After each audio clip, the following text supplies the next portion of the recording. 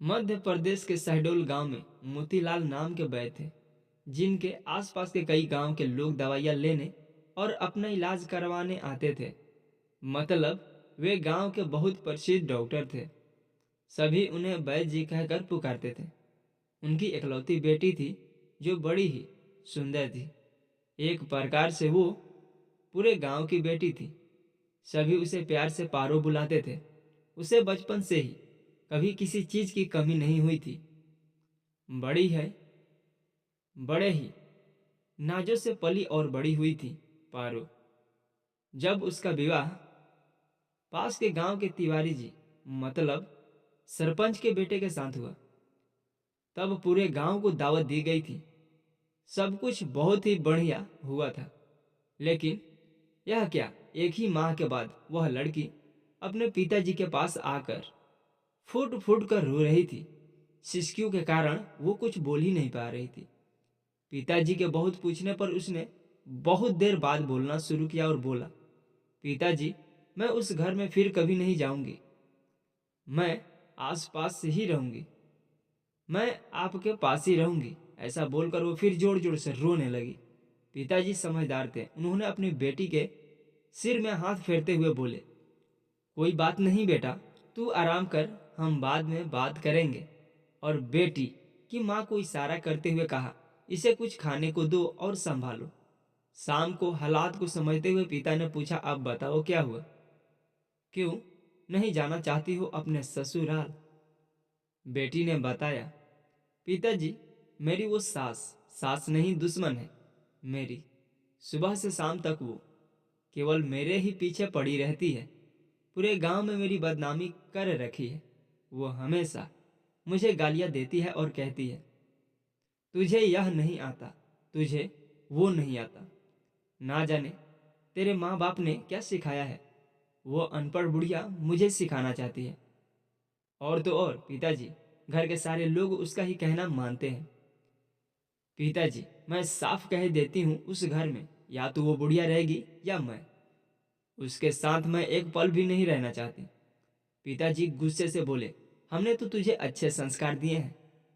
वो तुम्हारी माँ के समान है। उनके लिए ऐसे शब्द मत बोलो। कुछ समय दो, सब कुछ ठीक हो जाएगा। बेटी ने कहा, पिताजी, मैं एक शर्त में वहां वापस जाऊंगी। पिता ने कहा, वो शर्त क्या है? पिताजी, आप तो इतने बड़े वैद्य हैं, दवाओं और जड़ी बूटी के विषय में जानते हैं।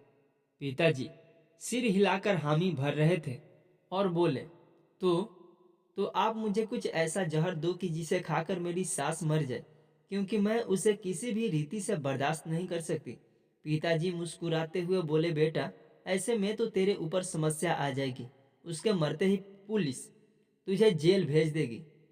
बेटी ने भी थोड़ा सोचते हुए बोली, हाँ, यह तो मैं सोची ही नहीं। पिताजी ने कहा, ठीक है, मैं तुझे एक ऐसी दवा दूंगा कि उसे रोज एक पुड़िया खाने में मिलाकर दे देना। लगभग 2 महीने में कोई भी इसे थोड़ा थोड़ा खाकर मर सकता है।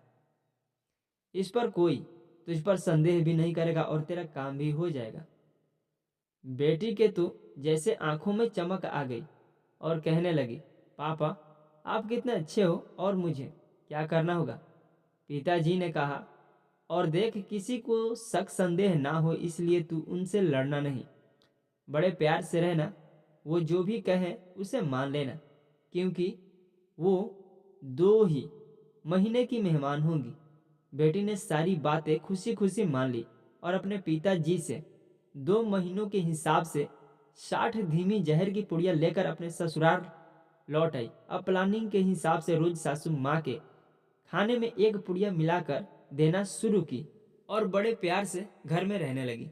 अब सासू यदि गाली देती तो भी बहू पर कोई असर नहीं होता। वो बहुत प्यार से जवाब देती।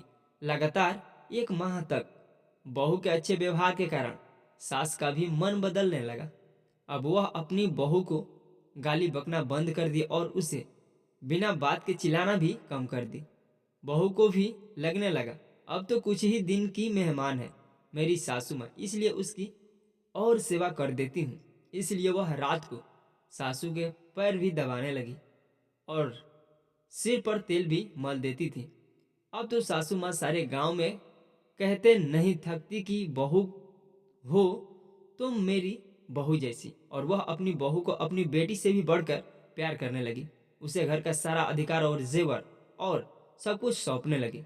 यह सब देखकर बहू के आंख में आंसू आ गए और वह अपनी सास को अपनी माँ के जैसे प्यार करने लगी।